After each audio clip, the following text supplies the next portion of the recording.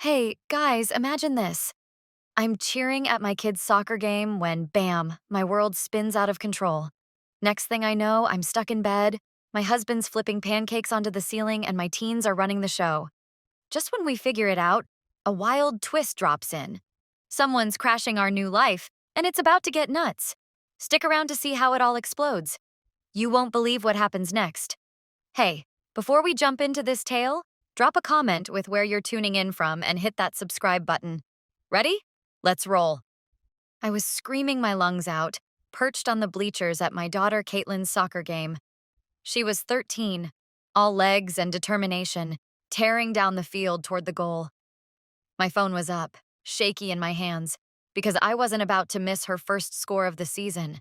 The crowd roared, the sun beat down, and for a split second, everything felt perfect. Then it hit me, like a truck slamming into my skull. The world turned into a kaleidoscope, jagged colors flashing in my eyes, and my legs wobbled like they'd forgotten how to stand. I grabbed the railing, but it didn't help. I was going down, and fast.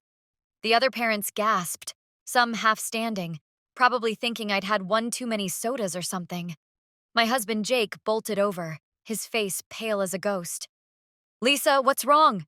he yelled, catching me just before I hit the grass. "I'm fine," I mumbled, but it came out all slurred, like my mouth wasn't mine anymore. I wasn't fine, not even close. For weeks, I'd been dodging headaches, brushing off the exhaustion creeping into my bones. Who has time to slow down? I'm 38, a mom of two teens, a manager at work, and my mom's been calling from 2 states away needing help with everything lately. Life doesn't stop, and neither do I. Jake didn't buy my "I'm fine" act. He scooped me up, ignoring my protests, and hustled me to the car. "Caitlin needs her uniform cleaned tonight," I said, fighting the dizziness. "Owen's got that project due." "Lisa, stop!" he snapped, his voice sharp enough to cut through my fog. He didn't head home. He peeled out toward the hospital, tires squealing on the pavement. I wanted to argue, to tell him I could handle it, but the right side of my face felt weird, numb, like it was slipping away. That shut me up real quick. In the ER, the lights were too bright, the beeping too loud. Jake hovered, his hands fidgeting like he didn't know where to put them. The doctor came in, a guy with a clipboard and a no-nonsense look. "You've had a serious warning," he said, like it was nothing. "Your body's telling you to stop. You're lucky. It's a warning, not the big one. But you need 2 weeks of total rest. No work, no stress, or the next time could be worse." I stared at him, my heart pounding so hard the monitor next to me started chirping. A mini stroke? At 38? I'm the one who keeps everything running. My team at the office, the kids' schedules, the house. 2 weeks off? That's not an option. Jake squeezed my hand, his eyes locked on mine. "You heard him, Lisa. You're done for now." I wanted to scream. Done? I'm never done. Caitlin's got practice, Owen's got homework, and I've got a deadline at work that could land me a raise. Plus, Mom's been dropping hints she might need me to visit soon. I've spent years building this machine, our family, our life, and I'm the one who keeps the gears turning. Without me, it'll grind to a halt. "How are you gonna manage?" I whispered, my voice cracking. Jake didn't flinch. "I'll figure it out. You're the priority." Lying in that hospital bed, hooked up to wires, I felt totally lost. Not just of my strength, but of who I am. I've always been the fixer, the planner, the one who doesn't blink when chaos hits. Now I was useless, stuck watching the ceiling while my brain played catch-up. The doctor's words kept looping in my head. Next time could be worse. Was he right? Had I been ignoring the signs? The headaches? The way I'd been snapping at the kids over nothing? Maybe. But admitting that meant admitting I couldn't do it all, and that scared me more than the diagnosis. Jake drove me home that night, the car quiet except for the hum of the engine. I stared out the window, streetlights blurring into streaks. "What if I'd ignored this?" I said, mostly to myself. He glanced over, his jaw tight. "You didn't. We're here now. That's what matters." It sounded simple, but it wasn't. I'd built my life on being unbreakable. pushing through late nights, juggling a million things, always saying yes. Now my body was saying no, loud and clear.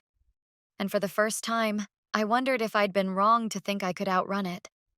Back home, Jake helped me upstairs, his arms steady under mine. The kids were with a neighbor, probably confused out of their minds. I sank into bed, the familiar creak of the mattress grounding me. I can't just lie here for 2 weeks, I said, staring at the ceiling fan spinning lazy circles. Jake sat on the edge of the bed, his voice softer than usual. You can, and you will. We'll be okay. I didn't believe him. Not yet. How could I? I'd spent years making sure every detail was perfect. Letting go felt like handing over my whole world to chance. But as he left the room, shutting the door with a quiet click, I caught a glimpse of something in his eyes. Fear, sure, but also a spark I hadn't seen in ages. Determination. Maybe he meant it. Maybe he could step up. I closed my eyes, the hospital's sterile smell still clinging to me, and let out a shaky breath. 2 weeks, 14 days of doing nothing while my family figured out how to survive without me calling the shots. It sounded impossible. But what choice did I have? My body had thrown down the gauntlet, and for once, I couldn't fight back. Here's the thing I learned that day, sprawled out in that bed. Control's an illusion. I'd been gripping it so tight I didn't see how it was choking me. Could Jake really handle it? Could the kids? I didn't know. But I was about to find out. And maybe, just maybe, that was the point. Not to fall apart, but to see what happens when you stop trying to hold it all together. I was still stuck in bed, day 4 of this forced time out, when the house sounded like it was falling apart. A crash echoed from downstairs, probably a plate hitting the floor. And I flinched, my hands itching to grab my phone and take charge. Jake had confiscated it the first night, saying, "You're off duty, Lisa." Off duty? I'd spent years running this family like a tight ship, and now I was sidelined, listening to chaos unfold. Owen's voice cut through next, loud and frustrated, arguing with Jake about something, probably his geometry homework. I could picture it. Jake scratching his head, Owen rolling his eyes. I nearly bolted out of bed, but my legs felt like jelly, a reminder of why I was up here in the first place. Then it happened. Laughter. Not the fake, polite kind we'd gotten used to during rushed mornings, but real, gut-busting laughs bouncing up from the kitchen. I couldn't stay put. I had to see what was going on. I shuffled to the stairs, gripping the railing, and peeked down. The kitchen was a war zone. Flour dusted every counter, eggshells were scattered like confetti, and a blob of pancake batter dripped off the cabinet handle. In the middle of it all stood Jake, Caitlin, and Owen, wearing paper towel chef hats like they were starring in some goofy cooking show. Jake flipped a pancake, or tried to. It soared up, hit the ceiling, and plopped half on the stove, half on the floor. The kids lost it, doubling over, tears streaming from laughing so hard. "Dad, you're doing it all wrong," Caitlin squealed, clutching her sides.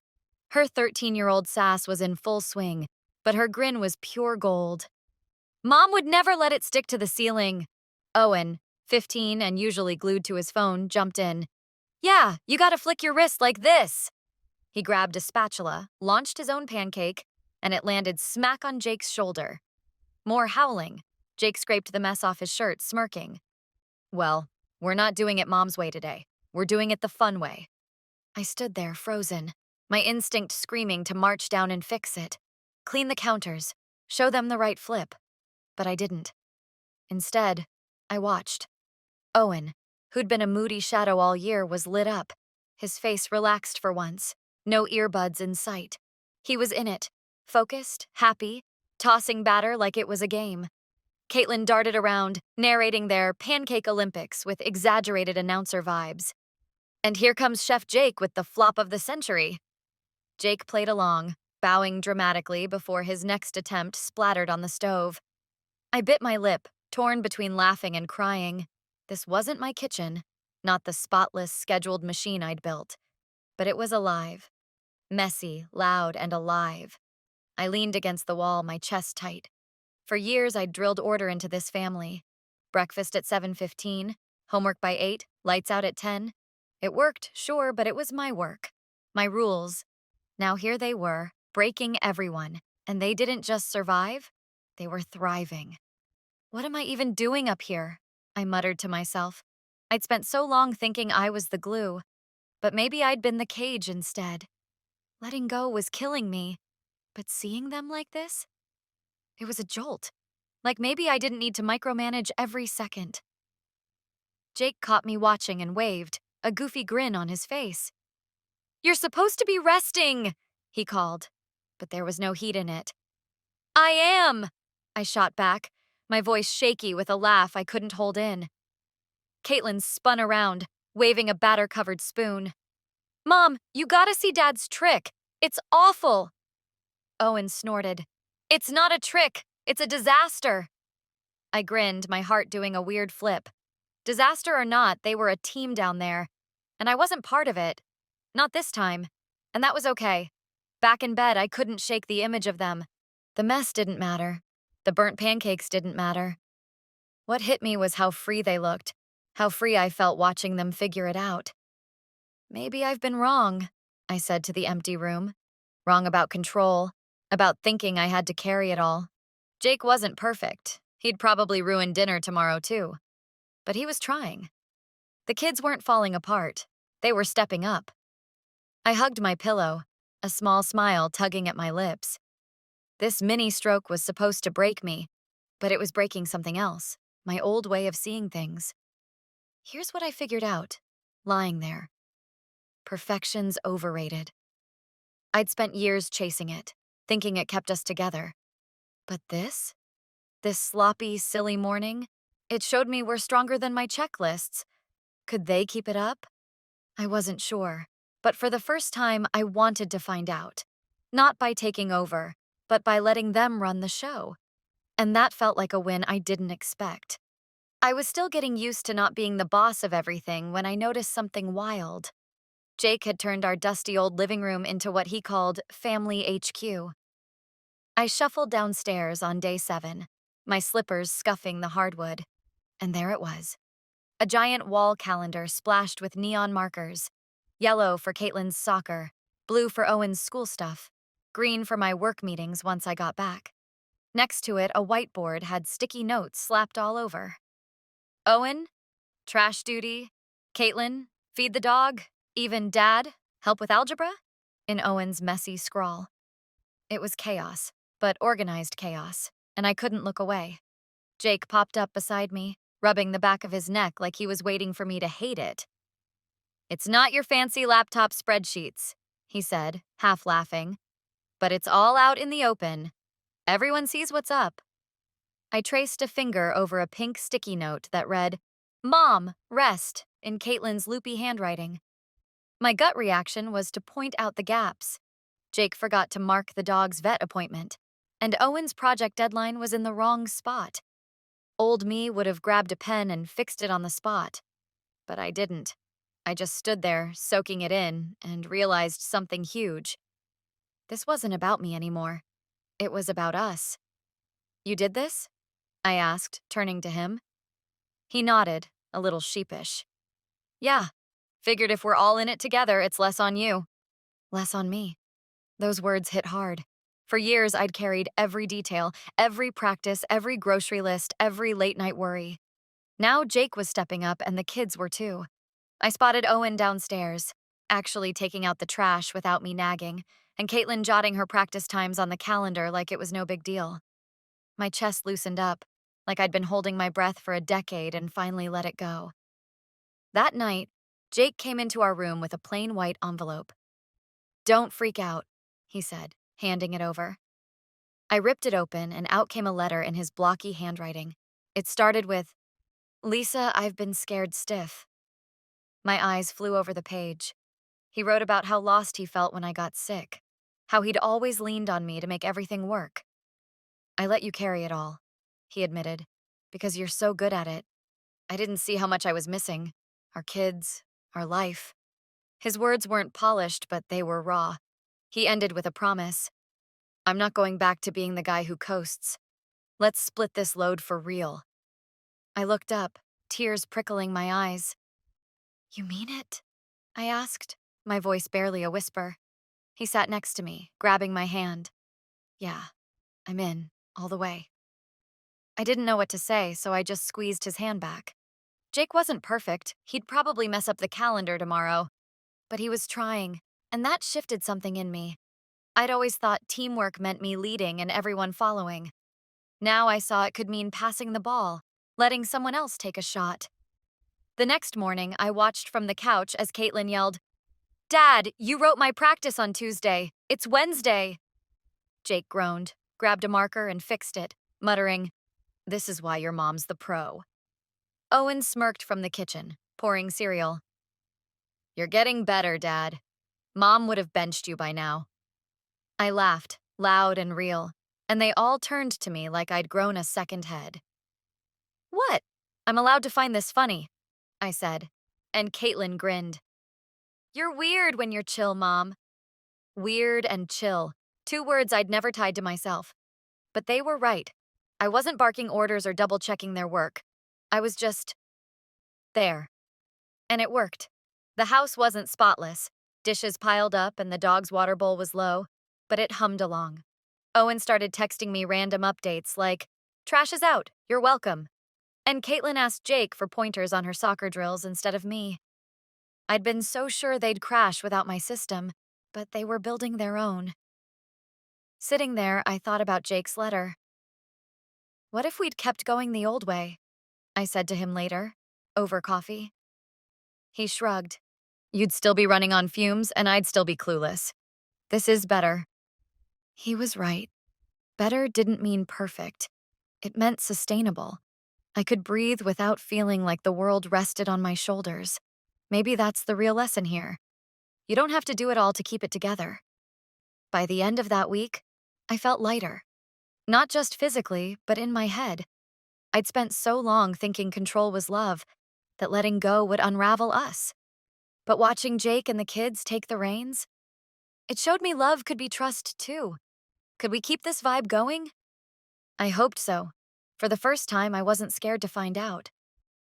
3 months after that soccer field scare, I'm back at it. Work, life, the whole deal. But it's different now. I'm not the control freak I used to be, barking orders or triple-checking every detail. I eased into my office gig again, cutting the overtime I used to live for. At home, Jake's still rocking the family HQ setup, though he forgets stuff, like Owen's dentist appointment last week. I catch myself itching to swoop in and fix it, but I don't. I sip my coffee and let him figure it out. It's messy, sure, but it's ours, and that feels better than perfect ever did. The kids are different too. Owen, my 15-year-old wall of silence, started opening up. His teacher texted me last month. He turned in his history project early, first time all year. Early? Owen? I nearly dropped my phone. Caitlin, 13 and all fire, now packs her soccer bag without me hovering. She even set up a group chat with me and Jake to keep us in the loop about her games. I laughed when I saw it. My little dictator handing over the reins. The house isn't a showroom anymore. Laundry piles up, dishes linger. But it's alive with chatter and footsteps. Not just my checklists. Jake's changed the most. He's not the laid-back guy who'd nod while I ran the show. He's in it, planning dinners, juggling pickups, even arguing with Owen about screen time like a pro. Sometimes he stumbles, like when he mixed up Caitlin's practice time and left her waiting 20 minutes. "I'm not you, Lisa," he said, flustered, scrubbing a pan at the sink. I grinned. Good thing. I'd hate two of me. He smirked back, and I saw it. Pride. He's found his groove, and it's not mine. It's his. My health's bounced back too. At my last checkup, the doc said my blood pressure's normal. First time in years. I sleep now, real sleep, not the half-awake panic I used to live with. That mini stroke could have wrecked me, but it didn't. It rewired us. Jake and I are a team, not me dragging him along. The kids aren't just passengers, they're steering too. One night, over pizza, Caitlin asked, "Mom, you think you'll ever go back to being boss lady?" Owen snorted. "She can't. Dad's too good at it now." Jake winked at me and I laughed so hard I nearly choked. They're right, I don't want to. But here's where it gets real. I started wondering what this all means. Not just for us, but for me. I'd tied my worth to being the one who held it together. Letting go felt like losing myself. But it didn't. It showed me I'm more than the schedules and the fixes. You ever think we needed this? I asked Jake one morning, pouring coffee. He leaned against the counter, thoughtful. Yeah, you were drowning and I was too dumb to notice. This shook us awake. Awake, that's it. We're not sleepwalking through life anymore. The other day, Owen plopped down next to me on the couch. You're chill now, Mom. It's weird but cool. I ruffled his hair and he didn't pull away. Miracle of miracles. Weird's my new thing, I said. Caitlin yelled from the stairs. She's still Mom, though. Don't let her fool you. I grinned. They see me, not just the drill sergeant. That's worth more than a spotless kitchen any day. Looking back, that day on the field wasn't the end. It was the start. We could have kept coasting, me burning out, Jake on the sidelines, the kids checked out. Instead, we flipped the script. It's not flawless. Jake overcooked the chicken last night, and I forgot to buy milk. But it's us, together. I used to think falling apart was failure. Now I know it's how you rebuild stronger. Think we'll stick with it? I asked Jake over breakfast. He shrugged, popping a grape in his mouth. Long as you don't fire me. I laughed. Deal. Then came the twist. Last week, I got a call from my mom, 2 states away, voice shaky. Lisa, I'm ready for a change. I'm joining you guys. My jaw dropped. Moving in? Her house? Her life? She's ditching it all to join our chaos? Jake froze mid-bite, eyes wide. Caitlin overheard and yelled, Grandma's coming? For real? Owen groaned. There goes my room. I stared at the phone, heart racing. After everything, me stepping back, us finding our rhythm, now this? Mom's a hurricane of opinions and energy, and she's about to crash into our new normal. I hung up, looked at Jake, and whispered, We're screwed.